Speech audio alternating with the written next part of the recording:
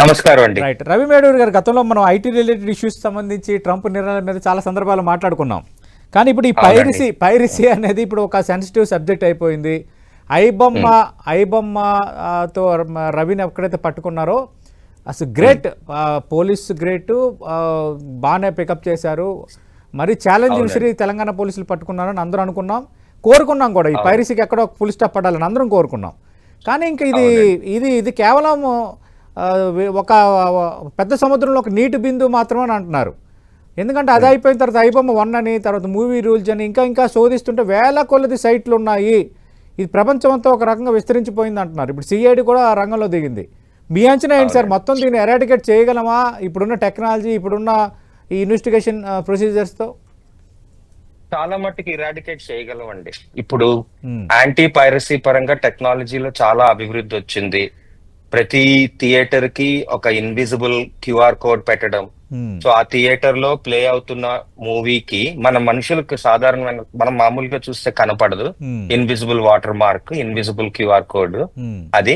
కానీ వాళ్ళు క్యామ్ కార్డర్ తో గానీ తీస్తే, వేరే కెమెరా, బయట కెమెరాతో ఆ స్క్రీన్ ని గానీ వాళ్ళు క్యాప్చర్ చేసుకుంటే అది ఎక్కడ ప్లే చేసినా కూడా అది ఏ థియేటర్ లో అది తీయబడింది అనేది మనకు వెంటనే తెలిసిపోతుందండి.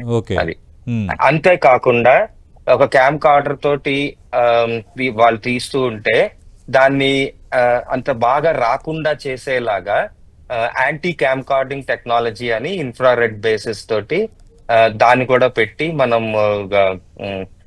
ఆ వీడియోలు సరిగ్గా రాకుండా చేయగలమండి.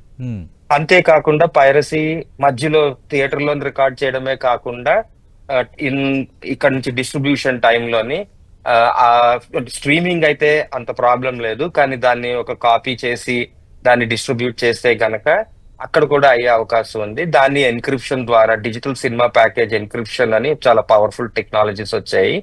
అవి తర్వాత దాంట్లోనే వాళ్ళకు ఒక కీ ఉండాలి. అంటే ఇప్పుడు మన క్రిప్టోగ్రఫీ మీరే ఉంటారు, క్రిప్టోగ్రఫీ పద్ధతుల ప్రకారంగా క్రిప్టోగ్రఫీ లాగానే మనం దాన్ని ఎన్క్రిప్ట్ చేసి కీ తోటే వాళ్ళు దాన్ని డీక్రిప్ట్ చేసేలాగా.